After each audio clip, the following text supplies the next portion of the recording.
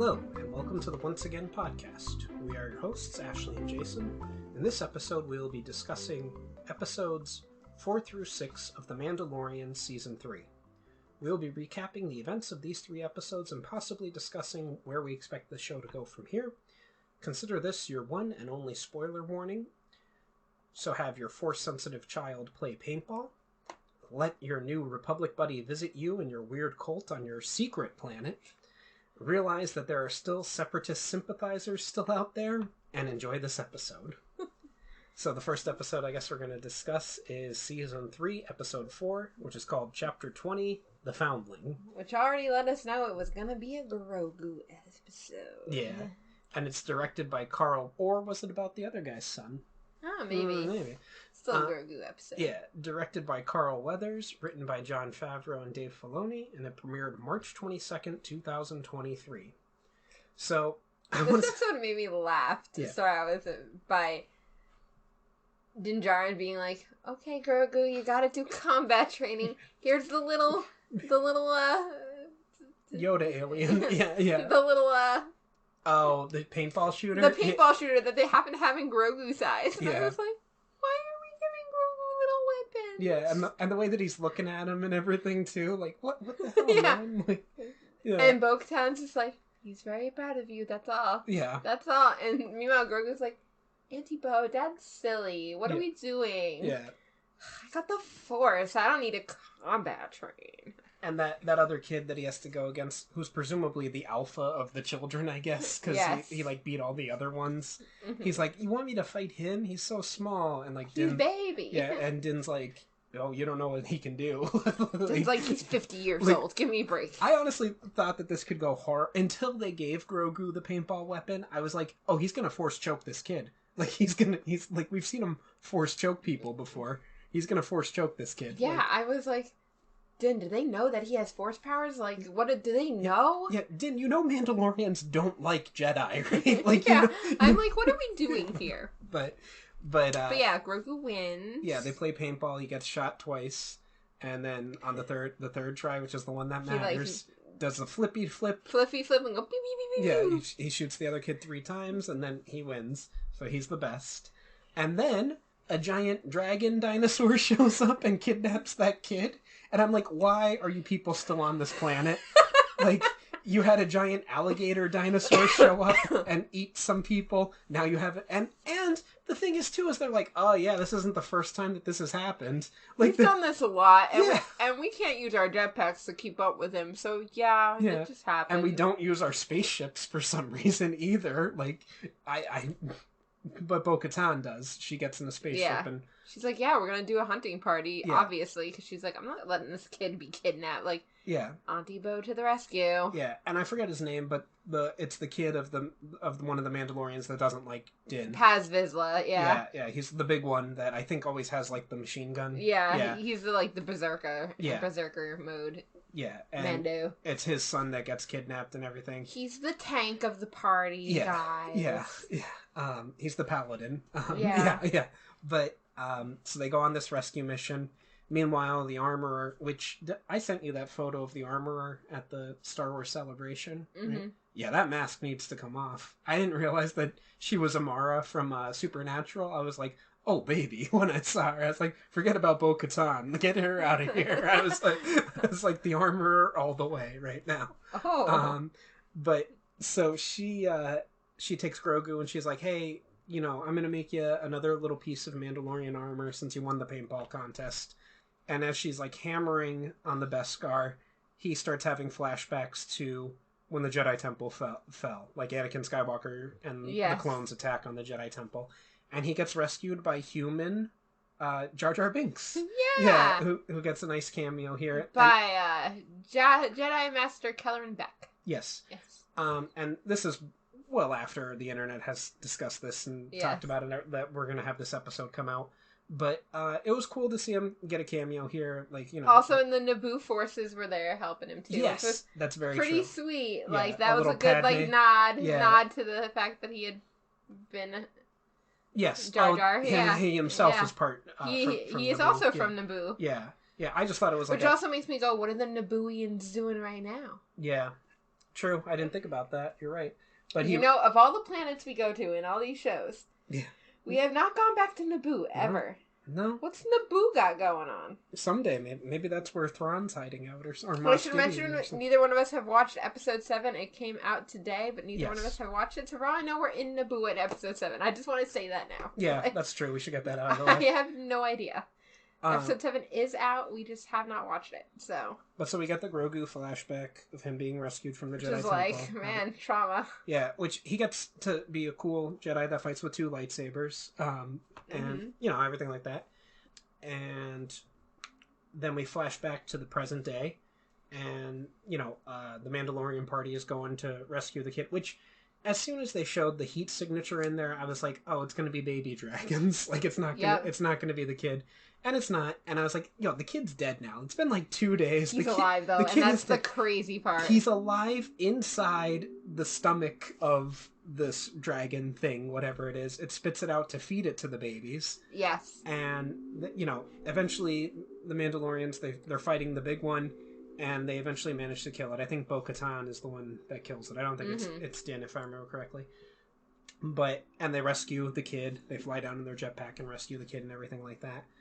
And I was like, oh, damn it, they killed the little dragon babies. But no, they don't. They literally, we have more foundlings, and it's the goddamn dragon babies. And you're like, where are these people going to put these dragon babies? What are they doing with that? What's the plan? What are you going to feed it? I can't wait for the last episode when we're like, the dragon babies are back! Yeah, and they're going to ride in on the dragon babies in episode 8, and you're going to be like... dragon babies, man. And then the armorer's like, hey, Bo, come with me for a second. And she's like, so I'm going to replace that little piece of armor for you there. Your pauldron, yeah. Yeah, and Bo asks to have the mythosaur put instead on of the night owl. Yeah, which is her family crest and everything like that. So she does. She gets the mythosaur put on there. And that's... she tells... And then she tells the armorer about meeting the mythosaur, and the armorer's like... Yeah, cool. Well, that's what belief will do to you. Yeah. You will meet things. And she's like, no, I legitimately saw it. And she's like, uh-huh. Mm-hmm. Sure you did. Yeah, almost being gaslighting her and be like, no, you didn't, crazy. Yeah.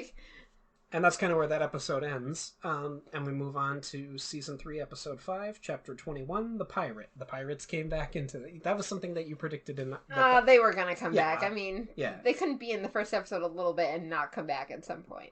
It's directed by Peter Ramsey and written I thought they were going to come back at the last episode, though. Silly me.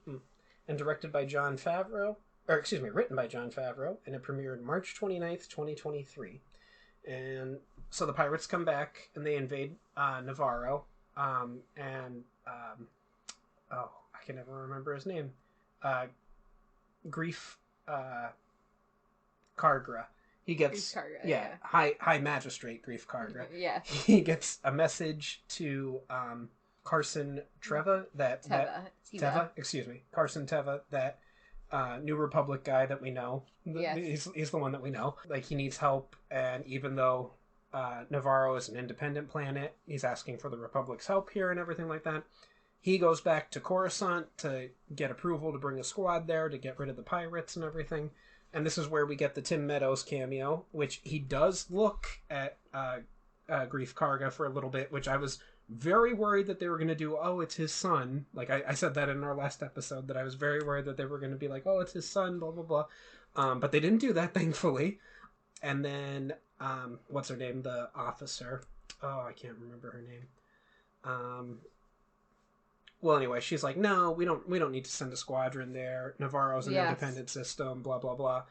And Teva goes to where the Mandalorians are, and he's like, hey, listen, your buddy's in trouble. I know I'm not supposed to be here because I'm Republic and you guys are Mandalorians, blah, blah, blah.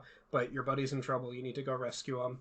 And Din's like, okay, he has a little circle with all the Mandalorians. And they all have to get the talk, and Din's like, they get the conch. Yeah, they get the conch. And Doe's like, yeah. Din's like, yeah, I think we should go. Karga's really good. I know he was part of why we had to leave that planet to begin with, but he's been good to me and has offered giving me land, so we could always go there and live there, by saving them. And then the paladin stands up. Yeah, Paz Vizsla takes up, and you're like, oh man, he's gonna be like, screw Din and Bo, I'm not going. He's like, you suck, Grief Karga sucks. But Bo saved my son, and thus I stand by them because they are true Mandalorians. Yeah. And you're like, yeah, all right, Paz, Yeah. you go, man. yeah. He like went for it. And Paz is so good. I love Paz. they show up. Bo drops. Bo drops the Mandalorians off on a ground mission. Yeah, she has to like train them. She's like, be like, okay, we're gonna go in my thing, and I'm gonna drop you. Like, we're gonna go full like battalion style here, basically. Which gave me, oddly enough, episode 8 vibes, like when they drop all those bombs onto the Star Destroyer and everything. But they do the ground mission while Din and Bo fly around the pirate ship, blowing that up and everything. Which, evidently, I didn't notice this. I think that was a New Republic Star Cruiser from the Clone Wars that the pirates had. Interesting. Because it kind of looked like one from these angles that I could see it at. I was like, it even had like that part that opened up in the middle and everything. Yes. Now that you say that, I see what you mean. Yeah. Did I say New Republic? I meant like Old Republic. I know what you mean. Yeah, you know what I meant. But they managed to blow up the ship, and the one pirate, Vane, that we're also supposed to know, leaves. He's like, well, it's been nice working with you, Captain, but I'm out of here. I'm going to go meet with Moff Gideon. You'll see me again in episode 8. Gorian Shard basically goes down with the ship. He like tries to destroy them all, but like, Mando and Bo deal with it. Yeah. And then they're like, okay, Grief Karga's like, all right, since you guys showed up and saved us, I'm gonna give you land over there. Welcome to our planet. Yeah, we love the Mandalorians. You're citizens of Navarro, and the Mandalorians will always have the sovereignty here, and blah blah blah blah blah. And we get at the tail end of the the armorer tells Bo to come with her. She's like, hey, come over here with me for a second. Take off your helmet. And Bo's like, I don't think I should do that. She's like, do you trust me? And she's like, okay. She takes off her helmet. She's like, you're going to be in charge. Like, you can walk both worlds. You can walk both ways. Yeah. You walk both ways. You can recruit other Mandalorians. You can bring the other Mandos to us, and we can go retake Mandalore. You are meant to be, the Mythosaur's reappearance is an omen that we are going to reunite all of Mandalore, so, you need to go find them. Yeah, and she goes in front of all the other Mandalorians that are there and basically says that, because they're like, hey, she took her helmet off. Yeah, because, the armor's like, Bo-Katan is going to go off and find other Mandalorians. Mm-hmm. And Paz is like, but she took off her helmet. Yeah. Yeah. And the armor's like, yeah, because she walks both ways. Yeah, shut up. Shut up, Paz. They're going to listen to her. Shut up, Paz. Yeah.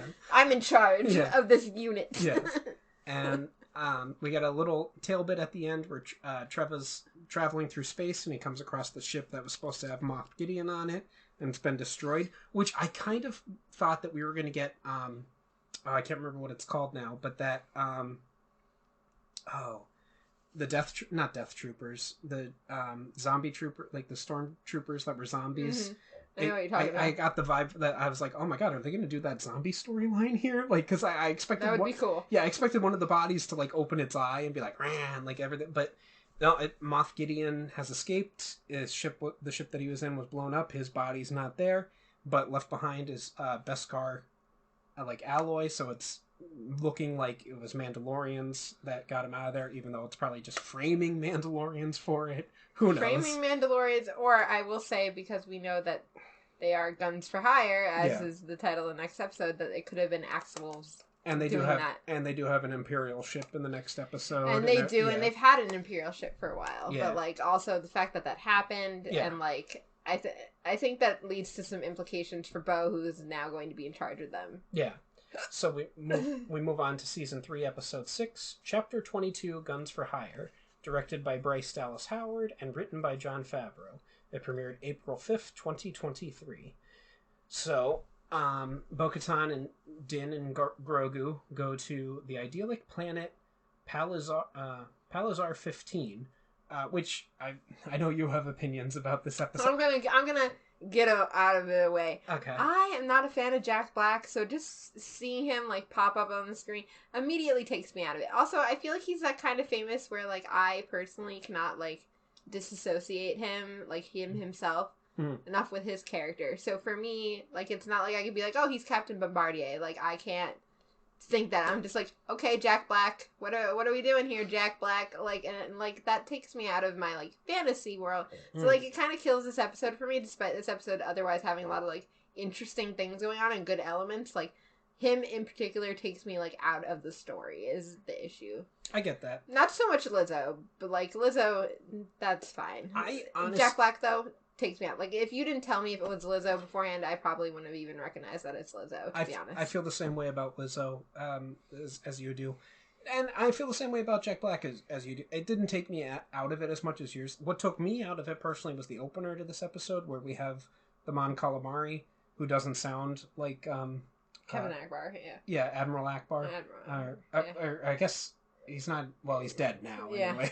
But Akbar. Yeah, Akbar. But I said to you in our when I picked you up, I said I think that those were Clone War characters. But it's been a while since. But I remember Amon Calamari falling in love with whatever the other species is. I can't remember. Mm-hmm. And I think they were Clone Wars characters that were brought on here.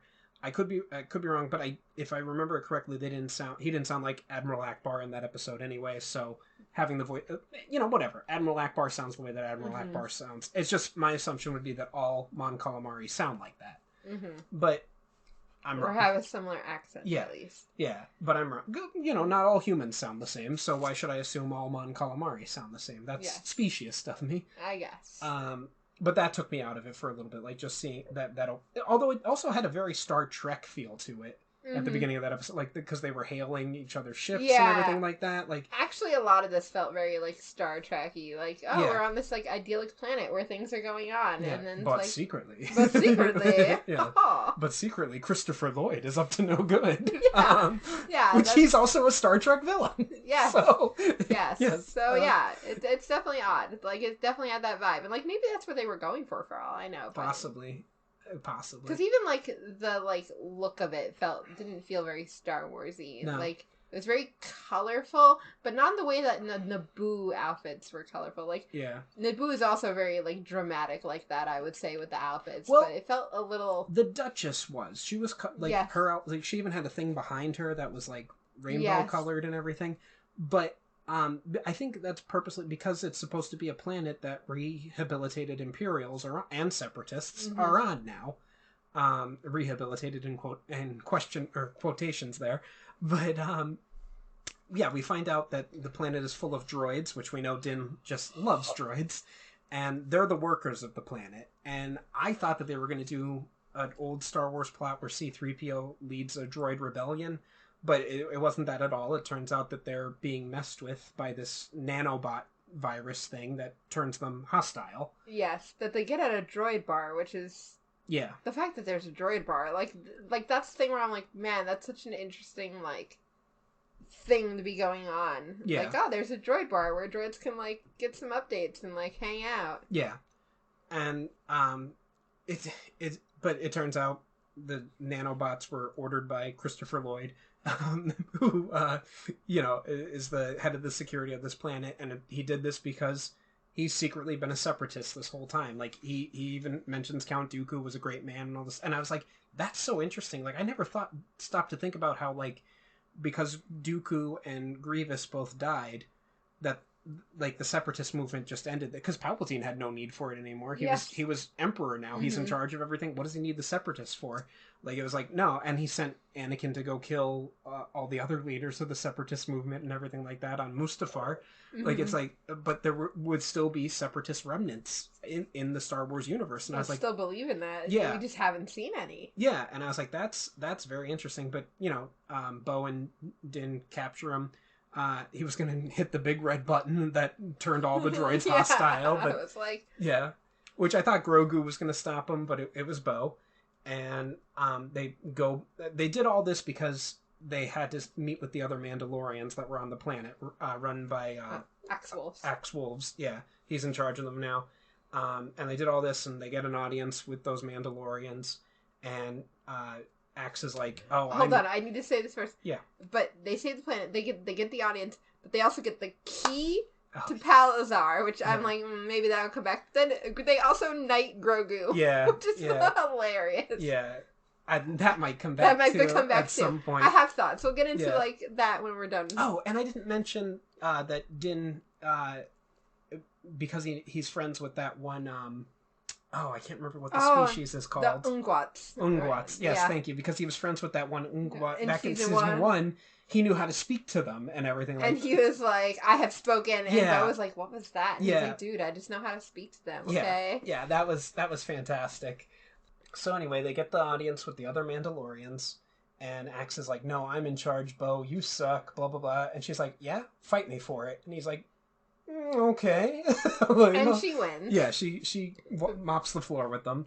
But, he's still like, you'll fight me, but you should be fighting Din because he has the Darksaber and you need it. Yeah. And he's like, and Din's like, well, it is rightfully hers. And, like, it's like, that was going to come out. Because he got captured by that weird robot thing in that took episode the 2 or 3, yeah. And that took the Darksaber from him, and then Bo killed that weird robot thing, the Darksabers, which is something you said back in our previous episode, and were correct about. And he's like, no, it's hers. And all the other Mandalorians are like, yeah, it is hers. Yeah, like, she's in charge. Like, and it really just ends with her, like, lighting the saber, and it's like, here, there we go. Yeah. And Bo's in charge of Mandalore. Like we said, we haven't seen episode 7 yet. We obviously haven't seen episode 8 because that hasn't been released. But we're very hopeful for where it goes. I have some thoughts. Yeah, I don't think we're going to get any more Separatist stuff. I don't think... We might get that pirate Vane coming back, but I don't think we'll get that either. I think we're kind of off the pirate plot now. I think he's going to show up with Moff maybe Gideon. With Moff Gideon, I think the pirates broke him out and everything like that. And are framing the Mandalorians. Go on, I'm sorry. If they are being framed, again, maybe Axel was working with Moff Gideon, but I don't know if they do that either, because, like, he was there when they were trying to defeat him the first time, I'm pretty sure. And it's not like the other Mandalorians aren't going to bring it up right away in episode. Hey, guess who we broke out? Like, yeah. So I don't think that would be likely, maybe either. It's definitely going to come back to bite the Mandalorians because I'm sure that Tave is going to be like, this you? Yeah. And if it's not you, someone's trying to set it up to look like it's you. Yes. Yeah. I'm curious to see if we'll see Ahsoka again, just because of the Ahsoka TV show coming closer to looming, and if we'll get any of the other, like, characters from that have already been announced that are supposed to be in that, because that would be a little wild, but, what the hell do I know? And we're supposed to get a Dave Filoni movie that's evidently going to be the culmination of all the shows at some point. Yes, which makes sense, because... But, Thrawn's already been announced for going to be in Ahsoka, so, like, I like to think all these things are, like, possibilities as we're, like, ramping up at the end here, because I think it's normal for them to, like, drop a random character at the end, like, a shock character. So, you have Harrison Dula, you have Sabine Wren, you have Ahsoka. We've seen her before, but, like, you have Thrawn, maybe, which would be... Maybe that'll be... Like, maybe, like, they'll all join up or something. Like, I think Moff Gideon's going to come back, and if he doesn't come back in 7, he's coming back in 8. And it's going to be, we got to get him again. And maybe it'll be like, this is going to be controversial to say. Maybe it'll be like episode 8, where it seemed like Snoke was going to be the big bad. Maybe Thrawn will kill Gideon. And, like, it's like, no, like, Gideon didn't even matter. Like, Thrawn is the threat. You know what that'd be interesting. I'm throwing it out there. Interesting. Yeah, where I'm trying to think. See, I don't know where Thrawn technically is in the timeline right now. Like where he in particular is. I don't know what. I haven't watched the Ahsoka trailer, but I saw a tweet from someone talking that they used the line "heir to the Empire" in the trailer. I did see that. So, like, he's got to be the one in charge of these Empire remnants. Like, he's got to be the head. Like, why would Ahsoka be concerned about him otherwise? Like, if he's not... That's true. Like, the big bad, what? Yeah, like I said, there's a lot of interesting things that could happen. Obviously, Moff Gideon's gotta come back. Yeah. Unless they're really just saving him for something else altogether, and... Maybe. We're not gonna do anything with him, which would be also fascinating. That woman from the Doctor episode has to come back, too, I would say. That fried his brain. Yeah. I forget her name. I don't remember her name, but she definitely has to come back, I would say, because, like, that's something that's left out. Elia Kane? Yes. Kane. I think, yeah. We should have remembered Kane, of course. Kane, I think, would have to come back, I would say. Yeah. I would imagine so too, especially since she showed up in the episode where Trevor was trying to convince the Republic to help out on Navarro and everything. Yeah. Like she's clearly doing something nefarious. There's going to be a lot of interesting things. Yeah, whether happening. She's working for Gideon, whether she's working for Thrawn, who knows? Maybe she has her own ambitions. She could be a rogue agent for all we know. That's true. And then, like... But I expect a big fight to happen. I don't think we'll see Boba or anything. Just throwing that out I there. hope we don't. but nothing against what's-his-face. No more Luke or Boba Fett. Yeah, no. And don't bring Princess Leia or Han Solo into it either. Oh my god. Yeah, no, thank you. We don't need it. Like, if we're gonna bring anybody, like, bring, like, the other Organas. Like, if we're gonna do something weird, like... I will accept a Chewbacca cameo or an R2 and C-3PO cameo. Like I said, which I thought we were getting when they first landed on the Jack Black Lizzo planet, and those droids were standing there and you could see their silhouettes. I was like, is that R2 and C-3? And it wasn't. But I was like, why would they be here? I'm not, like, I don't think we'll get Jack Black again, but, like, I'm not entirely convinced that he's good either and changed around because he's from that same amnesty program. So, like, who's to say he's not part of this conspiracy theory? I was thinking that while watching it. It's just weird. And I would also say I think the key or Baby Yoda getting thing is going to come back. Like, they're going to... Well, you know, Plezier also did say that they would recognize Mandalore as a sovereign system. So, like, maybe it'll come back in that way. Like... Well, here's the thing. Like, one, I think he could come back because he married the leader of that planet. Like, she ends up being democratically elected anyway, as they say in the episode. But, like... If he's nefarious, which I don't think he is, Jack Black usually doesn't play those types of characters, but if he is, maybe it's a swerve having him in there to be a nefarious character, but he married the leader of that planet for a reason, if he is a nefarious character. Yeah. But also, the big thing for me is that we don't hear anything about a new Mandalore or anything in the sequel series. So maybe this is all for naught. Maybe Thrawn kills them all or something. Maybe it is. You're right. I didn't think about that. Like, granted, they wouldn't have known that then when they were making the sequel movies.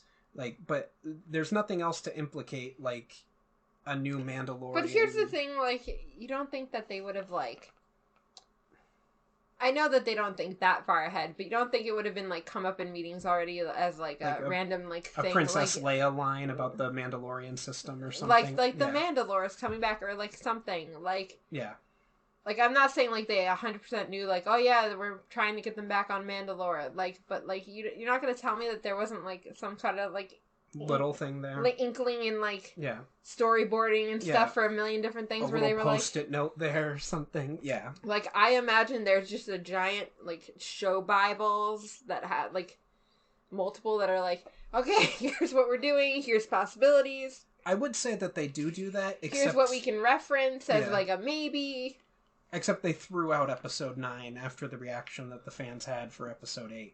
So I would say that there is some... Because, like, you know, we were supposed to get an Obi-Wan movie that became the Obi-Wan show. We were supposed to get a Boba Fett movie that became the Boba Fett show. Like, I would say that there is some sort of storyboard, except for the fact that they threw out what they had for Episode 9 when there was such a vocal reaction to Episode 8. Which is still my second favorite Star Wars movie. But...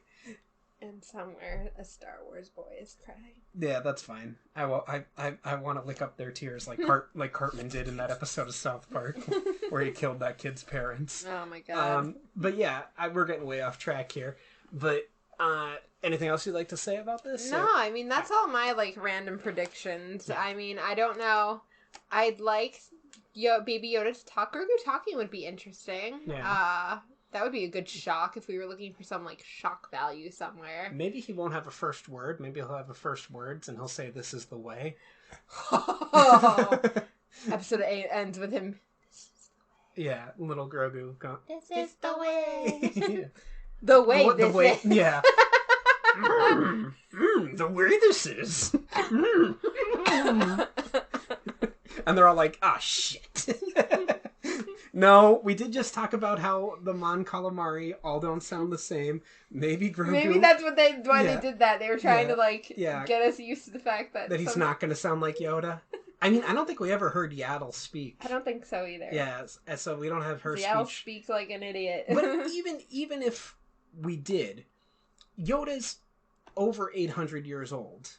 Like, do people who speak English 800 years ago sound like... We both know, no. The people that spoke English 800 years ago don't sound like us. If we heard people speaking, like, we'd be like, why are they speaking this weird version of French? Who knew or Brunku? German? Yeah, like... Jason, yeah, who knew like, Brunku? Yeah, you know, like... So, maybe, you know, Grogu would speak differently from Yoda anyway. Okay. So... All right, well, that concludes this week's episode of the Once Again podcast. Thank you for joining us. Any questions, comments, or critiques can be addressed to our email at onceagainpod@gmail.com. Follow us on our social media account, Once Again Pod, all one word, on Twitter and Instagram. If you're feeling generous and would like to contribute to the podcast, we have several tiers available on patreon.com/onceagainpod. Also, a like and a share would be greatly appreciated. Thank you and have a wonderful day. And remember, we will entertain you. We will always entertain you.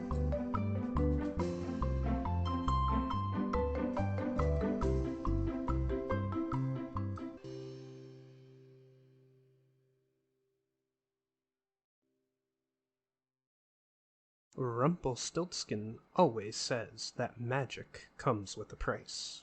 But for this price, you can get a nice piece of jewelry. Use code ONCEPOD for 10% off your first order at Unusual Magic Jewelry on Etsy. Click the link in the description.